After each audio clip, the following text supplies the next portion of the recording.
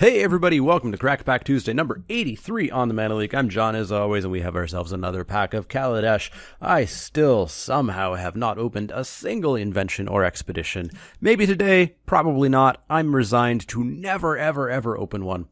But regardless, we'll open this, see what's in it, and discuss what we would take pack one, pick one if this was a draft.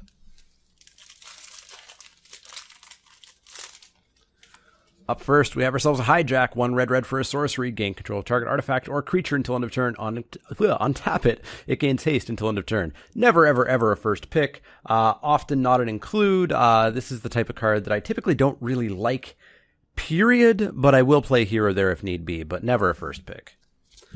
Up next, we have Ninth Bridge Patrol. Ninth Bridge Patrol is 1 and a white for a creature dwarf soldier for a 1/1 whenever another creature you control leaves the battlefield, so it doesn't have to die. If it flickers, it still counts. Put a +1/+1 counter on Ninth Bridge Patrol. Don't really care for Ninth Bridge Patrol either. I will very begrudgingly play these if I'm like really screwed for creatures, but otherwise I just don't see these being good. Yes, you will see these as 5/5s or 8/8s, but you will very frequently see them as 1/1s that do nothing. So don't remember the good times and forget the bad times. It's not that good and never a first pick. Up next is Aether Theorist, 1 and a blue for a creature Vidalcan Rogue. It's a 1/3. When it enters the battlefield, you get 3 energy, pay an energy, and tap it to scry 1. Totally fine card. I have considered first picking these, but only in terrible packs, and there are a lot of really bad packs in Kaladesh. Kaladesh is really bad for this, with packs that are just garbage, and so sometimes you might have to consider first picking it. We won't keep it in frame just yet. Hopefully this pack gets a bit better, but it is a potentially first pick common. Spireside Infiltrator is kind of in the same realm, especially because I really like red in this set compared to some people. Spireside Infiltrator, 2 and a red for a creature human rogue. It's a 3/2.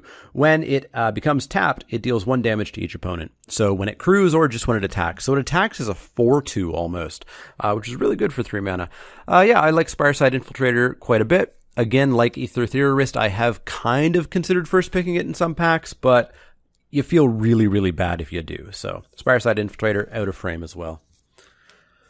Up next, we have Cowl Prowler. Cowl Prowler is 4 green for a creature worm. It's a 6/6, and that's all there is. It's a vanilla 6/6. You never first pick this, and you never intentionally play it. You play it if you're really desperate for creatures. Never a first pick. Up next is Maulfist Squad. Maulfist Squad is 3 and a black for a creature human artificer. It's a 3/1. It's got menace and it fabricates 1. Fine enough creature. I frequently put the counter on it if I am in any way ahead on board state. This is one of these cards that can just massively punish an opponent that has stumbled in any way. If they don't have 2 creatures and you're just swinging in with 4 unblockable, things can get gross pretty fast. Again, not a card I'd ever be okay first picking. I'd feel bad first picking it, but it's one of the front runners in what is shaping up so far anyways to be a bit of a garbage pack, as is always with this set. Up next is Dund Operative, probably the most first pickable card of all of these, and it's really plain, but it's kind of how the format's going. 1 and a black for a human rogue. It's a 2/2. That's it. It's a 2/2 for 2. But if you have an artifact, which you really should in black, then it's actually a 3/2 with Death Touch, which is fine. It holds off an awful lot of things. Of the cards that I've talked about begrudgingly first picking, I'd probably feel happiest first picking a Dund Operative, but I still really would prefer not to. So I'm going to take it out of frame as well, but this pack needs to step it up.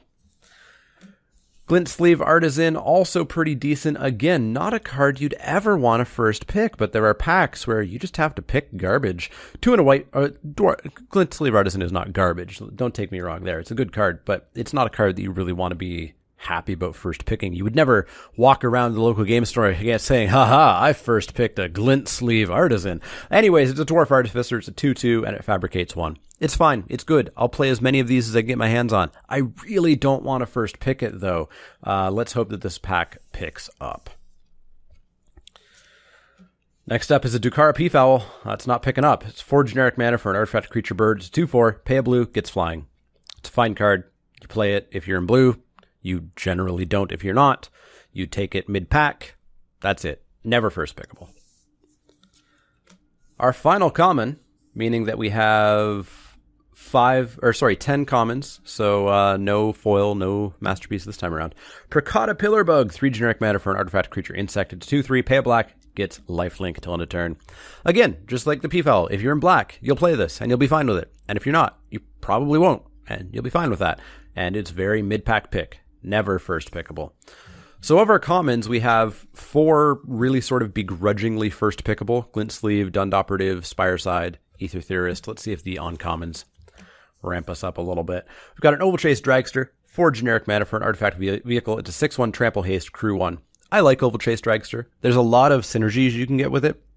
If you can get it back to your hand somehow with a Fortuitous Find, or a black-white Gearsmith that I can't remember the name of, Restoration Gearsmith, or if you can give this indestructible with a console shield guard or something, it can do some good work. And so I would actually probably first pick Dragster over anything we've seen so far, especially because it keeps us totally and utterly open. So I'm going to keep it in frame. However, it's still not a great card, so let's hope the other 2 uncommons and the rare are a little bit better.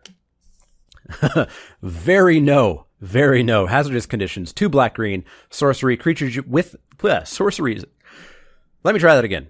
Hazardous conditions, 2 black-green. It's a sorcery. Creatures with no counters on them get -2/-2 until end of turn. This is not a card that I read or even look at frequently because it's garbage. This is garbage. Even if you're black-green heavy counters, it's still garbage. It still just never is going to work out the way that you're sort of dreaming that it will work out. So I would really kind of ignore hazardous conditions. Never first pickable. In my opinion, never even playable.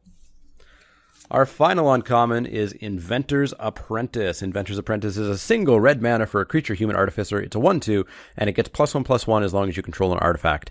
You need to be heavy into the artifact deck.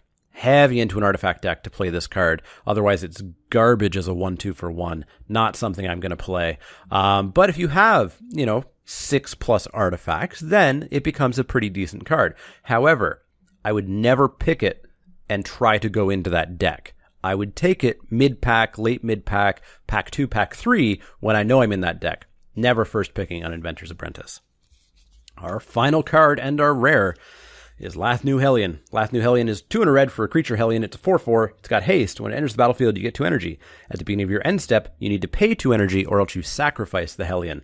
Hellion's fine. If you are in any way even moderately energy heavy, this can do quite a bit of work. That being said, you really need to draw it on turn 3.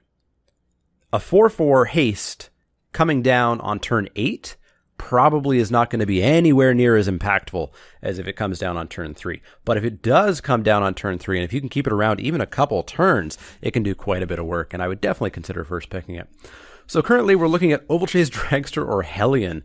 Otherwise, we're considering Glint Sleeve Artisan or Dund Operative or other stuff. This is another example of just how miserable the packs of Kaladesh can be. A lot of playable cards and a lot of cards you're happy to have in your deck, but that you never really want to be first picking. And this is another of the problems that I'm having with Kaladesh that I'm just starting to see over and over and over with this set. We'll get into that another day, I suppose. I think I'm just going to take the Lathnu Hellion. It doesn't keep me as open as the Oval Chase Dragster does, but it's a super powerful card, and it helps me kind of direct the rest of my draft if the next few picks go my way. Let me know what you would have taken. Would you have taken the Hellion? Would you have taken one of those commons that are good, but really not something you want to first pick? Would you have stayed open with the Dragster? What would you have taken? Let me know down below. Also, let me know how you are handling Kaladesh. If you watched Spiky Saturday, I'm really starting to get over this set. I'm really kind of done with it. There's enough problems with it that I'm kind of done.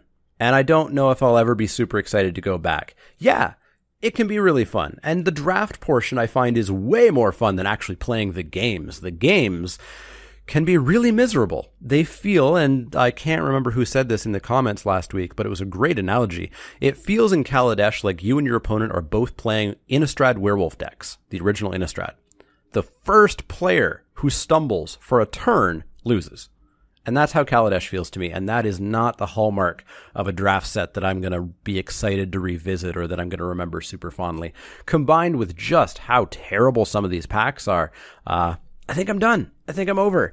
Luckily, we only have, 4-ish weeks until we're into spoiler season, and then we'll be doing set reviews and stuff like that. So we just got to get through those weeks, and who knows? Hopefully next week's pack will be better. But Last New Hellion, let me know down below what you would have taken and how you are experiencing Kaladesh. As always, if you have any questions, comments, or suggestions, you can find me on Twitter at The Mana Leak. That's L-E-E-K, like the vegetable, not the card. You can also find me at twitch.tv/TheManaLeak, Facebook.com/TheManaLeak, and Patreon.com/TheManaLeak. Check out those places. Thumbs up if you like the video. Subscribe if you want to see more. Otherwise, see y'all next time.